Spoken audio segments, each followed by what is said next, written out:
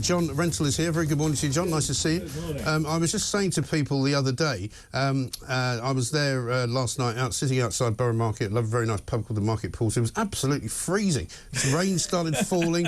You know, we were sitting there sort of huddling together for warmth. I thought it's like a night in November. Yeah, but the day before dreadful. was...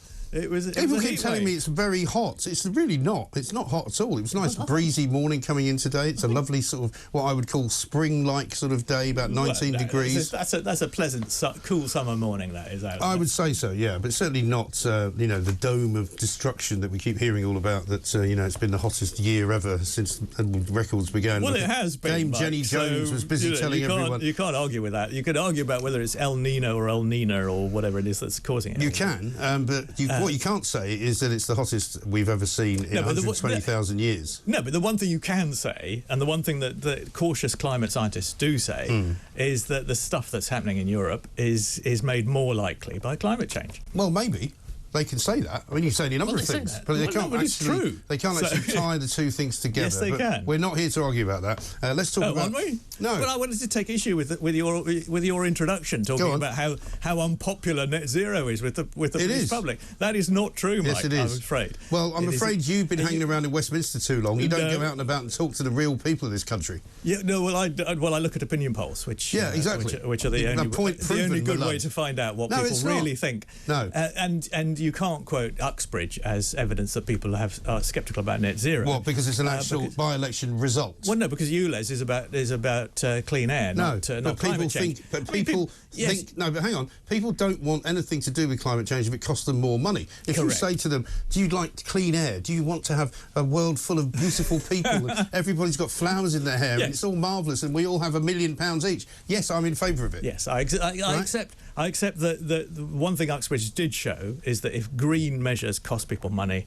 they don't like it. Exactly. They don't want it. So net zero is only popular in the polls because of the way they ask the question. Well, I mean, and Labour in particular is hung up on its ridiculous propaganda that all this is going to be not going to cost anything. That actually it's going to create jobs if we go for net zero. Well, poor old Keir Starmer that is not the case. Poor old Keir Starmer swallowed the Kool-Aid, doesn't he? He thinks that you can create a load of green jobs and everybody will be happy, and you can completely reverse the oil and gas field exploration and turn it into wind farms. Yeah. And that's all very well if you're only talking to Ed Miliband, you know, who thinks that there are fairies flying around the bottom of his garden. Absolutely right. And it's fascinating what's going on between the two parties on this sort of green flip-flopping. Yeah. We had Rishi Sunak yesterday not answering a simple question about banning petrol cars by 2030. Yes. And then Michael Gove this morning saying, yes, definitely they are going to be... The sale of new petrol cars is going to be banned from 2030, and that's an immovable date. Yes, but I think the trouble with Michael Gove is he says a lot of things, doesn't he? It doesn't always turn out... He's a cabinet minister. Yeah, but I mean... And he's also always telling me he's going to come on my show, and then he always goes to everybody else's show and doesn't come on. So, you know, what can I believe about Michael Gove? Well, what you can believe is that he said one thing at the weekend when he said he hadn't actually looked at this 2030 date recently, but he thought it was achievable. Whereas this morning he said it's absolutely immovable. And the policy still stands. So someone has spoken to him, presumably from Number 10. Yeah, but doesn't Michael Gove have a bit of a... He's now got the government line. But doesn't he have a bit of a reputation for sometimes saying things that he thinks should be the government line, and it turns out actually he then goes quiet for a while? Well, yeah, possibly. He has done that in the past as well. I think the government thought about retreating a bit from this 2030 deadline, and then decided not to overnight. Yeah, I suspect what they will do, if they're even in charge at that particular time, which they may not be, is they'll fudge it, because that's what they always do. You know, because already there are several fudges going on where people are asking the question, for example, well, what do I do in 2030 if I've got a petrol car? Do I sell it?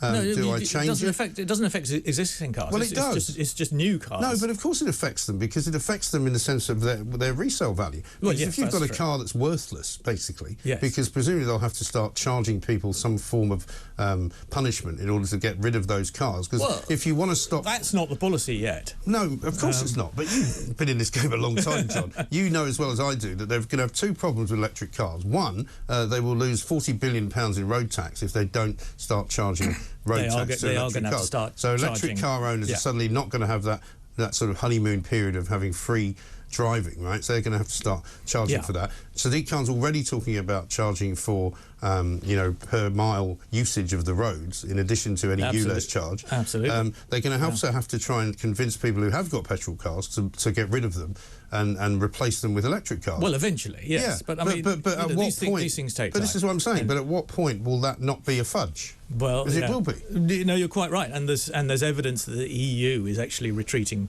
a little bit from some of these intermediate targets. Because they're sort of arbitrary targets that were dreamed up as sort of COP26 or 24 or 25 or something. You know, the ridiculous next one, COP28, is going to be in the United Arab Emirates. What a good place to talk about net zero and climate change. Well, in a way, it is a good place to talk about it because that's where the problem lies, isn't it? Well, it's one of the many places where the problem lies. One of the places the problem, petrochemical. Yeah, but one of the places the problem doesn't lie is the United Kingdom of Great Britain and Northern Ireland, which produces hardly any CO2 for the world. Well, I agree. I mean, we produce 1% of global warming emissions, and yes. You know, so all this Extinction Rebellion talk about, you know, we're going to fry if we don't do it's net zero is unfortunately it's not true. But I mean, there is an argument for a pragmatic green approach, which is to remain, you know, in line with other countries. Listen, I've said all along, I would be perfectly keep up with the technology. But I've said all along, I'd be perfectly in favour of switching over to green technology if in fact it was the same cost or less. Yes. And if it was as efficient. Yeah. But it isn't in either case. Correct. So that's the problem. That is the problem. You know, we've got this story in Scotland where they're going to start banning gas boilers. They've had that huge problem in New York City. I don't know if you've been reading that, where the governor of New York State issued this ludicrous dictum that all cookers in New York City would have to be converted to electricity, and all the chefs and all the restaurants went absolutely nuts and said, you can't cook on electric fires, what we need is gas. And so they've now had to reverse it and say you can now keep gas, because gas is the most efficient way to cook. Absolutely. And it's the most efficient way to heat your house as well. And that is a problem which has not yet been solved. And the same with electric cars. You know, electric cars are very expensive. Unless you happen to be worth quite a lot of money, you can't afford to buy one. Well, except the price is coming down all the time, and the running costs the running costs are going up. Are much lower. No, they're not. No, but they are much lower. No, not since electricity went up. Now that electricity is at sort of limit up prices, it costs as much to drive an electric car now as it does to drive a petrol car.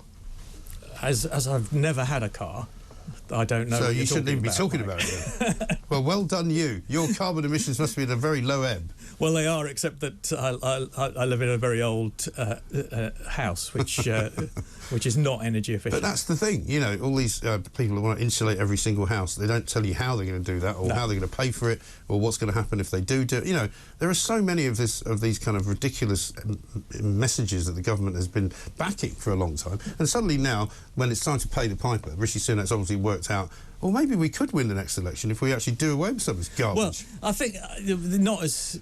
I think that's putting it too strongly. I think if the Conservatives are just a little bit on the pragmatic side or the sceptical side of the green issue, and portray Labour as eco-zealots, as the Prime Minister called them, then that would be a successful political divide. And I think that will win them votes. And I agree. The vast majority of people... I agree, but it does not involve scrapping net zero. You've got to... No, but it involves fudging it. You've got to pretend that this is a wonderful thing and an objective that everybody agrees with, and then say, but actually there's some practical implications. But that's my problem, because they're all pretending. They're all standing around. It's like the Emperor's New Clothes. Brilliant if we had net zero. Whenever I ask any of them, what does it mean? They can't tell me. Whenever I ask them what will the effect of it be if you reach it, they don't know. When you say to them, well, how will we benefit from this? They can't tell you that either. Well, apart from that's a brilliant idea. Anyway, John Rentoul's here. We're going to talk about Turkey in a minute, because apparently we're paying for their railways. I don't know why. This is talkTV.